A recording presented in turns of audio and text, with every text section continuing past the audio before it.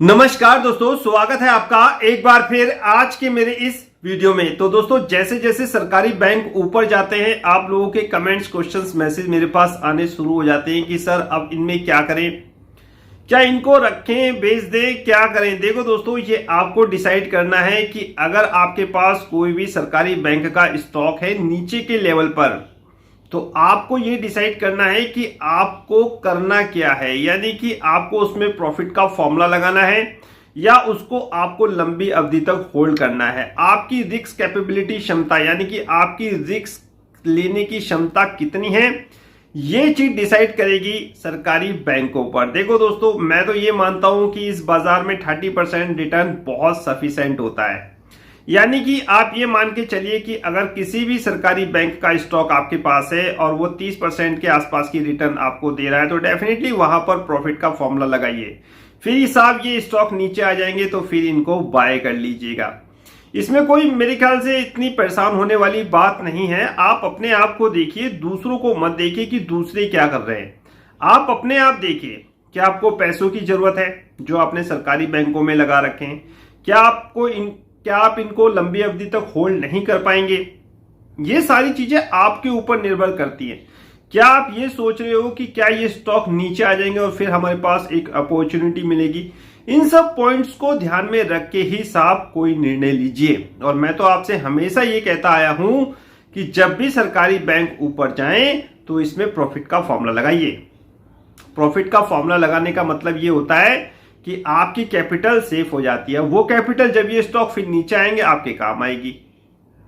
और नहीं तो साहब आपको कोई दिक्कत परेशानी नहीं है, आपके पास कोई समस्या नहीं है, कैपिटल है आपके पास, पैसा है, आप इसको लंबी अवधि तक होल्ड करके रख सकते हैं, तो डेफिनेटली आप इसको होल्ड करके रखिए। फिर तो कोई दिक्कत ही नहीं है, फिर तो कोई क्वेश्चन सवाल पैदा ही नहीं उठता, क्योंकि फ्यूचर तो ब्राइट है ही डेफिनेटली। जिस प्रकार इंडिया की ग्रोथ स्टोरी पे बात की जा रही है दोस्तों, तो सरकारी बैंक एक बहुत महत्वपूर्ण सा योगदान निभाएंगे आने वाले समय में। और जिस प्रकार सरकार इंप्लीमेंट्स कर रही है, और मैंने आपको समय समय पर सरकारी बैंकों के बारे में बता रखा है वीडियो के माध्यम से, तो उसको तो देखते हुए तो साहब यही लगता है कि आने वाले समय में सरकारी बैंकों में कुछ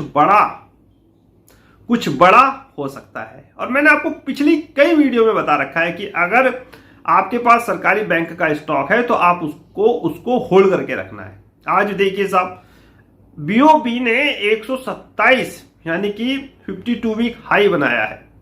52 वीक हाई बीओबी ने, तो इनको साहब आपको होल्ड करके रखना है, आपको अपने हिसाब से चलना है। दूसरे क्या कर रहे हैं ये छोड़ दीजिए, आपको अपना हिसाब देखना है कि आपको अगर पैसे की जरूरत है प्रॉफिट का फॉर्मूला लगाइए।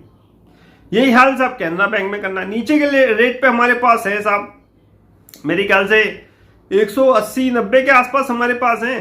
कई बार इसमें प्रॉफिट का फॉर्मूला लगा चुके हैं हम लोग। जिन्होंने नहीं लगाया है अब कल लगा लीजिए, बहुतों ने आज लगा लिया है। जिनको मैंने बता दिया था व्हाट्सएप पे या फोन पे, वैसे मैं क्लास में व्यस्त था, लेकिन जिनके मैसेज आ गए थे मैंने व्हाट्सएप पे उनको क्लियर कर दिया कि भैया प्रॉफिट का फॉर्मूला लगा लो, अपनी कैपिटल सुरक्षित कर लो अगर आपको पैसे की जरूरत है। और नहीं है फिर तो साहब आप एक रिस्क ले भी सकते हो। और वो रिस्क इसलिए लिया जाएगा दोस्तों, क्या पता सरकार के मन में क्या प्लानिंग चल रही हो। देखिए विश्व में क्या हो रहा है, इन चीजों को छोड़ दीजिए। विश्व में तो उथल पुथल मची हुई है साहब, पूरी उथल पुथल मची हुई है। और वो मैं आपको टेलीग्राम पे जो मेरा मार्केट प्रीव्यू आता है और शाम को विश्लेषण आता है मेरा वीडियो, उसमें मैं बताता रहता हूं कि कितनी दिक्कत परेशानी चल रही है यूरोप में। आज अमेरिका के महंगाई के डाटा भी आए हैं, सब टॉप पे है, फ्रेश हाई बनाया है इन्फ्लेशन ने, अभी अभी रिलीज हुए हैं थोड़ी देर पहले। तो विश्व में तो दोस्तों उथल पुथल चली रही है, लेकिन अपनी इंडिया के लिए क्या चीज है, क्रूड का नीचे आना। अब जब क्रूड नीचे आएगा तो डेफिनेटली जो हमारी इंडिया की इन्फ्लेशन है वो नीचे आएगी। यहां पर ऐसे नहीं है कि यहां पर प्रॉब्लम नहीं है, यहां भी प्रॉब्लम है साहब, यहां पर भी प्रॉब्लम है। यहां पर भी बारिश जो हुई है, जो बारिश का अनुमान लगाया गया था उसके हिसाब से बारिश नहीं हुई है अभी तक। रकबा घट सकता है किसका, जो खरीफ की फसल है उसका रकबा घट सकता है। तो इन चीजों को देखते हुए समझते हुए दोस्तों दिक्कत परेशानी यहां पर भी है। अब ऐसा नहीं है कि बाजार ऊपर जा रहा है तो ऊपर ही जाता रहेगा, करेक्शन जरूर लेगा। करेक्शन जरूर लेगा और वो हेल्थी करेक्शन होगी डेफिनेटली। अब आप ये देखिए कि 15,700 से 15,200 से बाजार लगातार ऊपर ही ऊपर जा रहा है और 18,000 तक बाजार आ चुका है, तो डेफिनेटली बाजार एक करेक्शन लेगा और उस करेक्शन के लिए आपके पास पैसे होने चाहिए। अब मान लिया बाजार गिरे भी और आपके पास पैसा ना हो तो फायदा क्या। तो इसीलिए कहता हूं कि 30% रिटर्न इस बाजार में सफिशिएंट होता है अगर आपका कोई भी सरकारी बैंक का स्टॉक आपके पोर्टफोलियो में है और वो आपको 30% रिटर्न दे रहा है और आपको पैसे की आवश्यकता है। आप ये सोच रहे हो कि ये पैसा जब बाजार नीचे आएगा तो मैं दोबारा से लगाऊंगा, तो डेफिनेटली आप अपना प्रॉफिट का फॉर्मूला लगाइए। कैपिटल विड्रॉ के लिए जितने शेयर पड़े हैं वो भी आपको अच्छी रिटर्न देंगे अगर सरकार कोई बड़ा अनाउंसमेंट करती है सरकारी बैंकों में। और साहब अगर आपको पैसे की जरूरत नहीं है, मैं दोबारा कह रहा हूं, अगर पैसे की जरूरत नहीं है फिर तो आप एक अच्छा खासा रिस्क ले सकते हैं, क्योंकि ऊपर नीचे तो डेफिनेटली होंगे, ये बात तो पक्का है। ये तो मान के चलिए कि सरकारी बैंक ऊपर गए हैं तो नीचे भी उसी रफ्तार से आएंगे, तो इस चीज को थोड़ा सा ध्यान में रखिए। और साहब सरकारी बैंकों में काम करिए, बने रहिए और समय समय पर मेरे से सलाह मशवरा लेते रहिए। इस तरह ही सरकारी बैंकों में काम करिए, प्रॉफिट का फॉर्मूला लगाइए, पैसा कमाइए, फिर नीचे आए इनको फिर बाय करिए, ऊपर जाए फिर बेचिए, इस तरह काम करिए साहब। अनिश्चितताएं खत्म नहीं हुई हैं। वर्ल्ड की अनिश्चितताओं के साथ साथ अभी भी दोस्तों भारत की भी अनिश्चितताएं खत्म नहीं हुई हैं। हाँ, थोड़ा सा रिलीफ जरूर मिला है इंडिया को, और वो रिलीफ पता ही है आपको कि क्रूड का नीचे आना है, FII की बाइंग है, ये सारी चीजें थोड़ी सी रिलीफ देते हैं। और अगला साल जो है वो इलेक्शन ईयर है, सरकार को घोषणाएं भी करनी पड़ेंगी डेफिनेटली।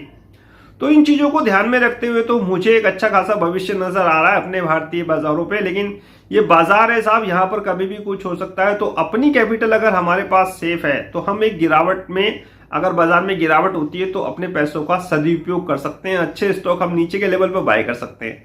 और जब हमारे पास पैसा ही नहीं होगा, बाजार गिर जाए, तो भी साहब हमें कोई फायदा होने वाला नहीं है। तो इन चीजों को दोस्तों समझिए, जानने की कोशिश करिए और अपने हिसाब से चलिए। दूसरे क्या कर रहे हैं, दूसरे अगर होल्ड कर रहे हैं तो उनकी देखिए कि उनकी तो होल्ड करने की क्षमता है, क्या आपकी है? अगर नहीं है तो फिर साहब आपके लिए प्रॉफिट का फॉर्मूला लगाना लाजमी हो जाता है।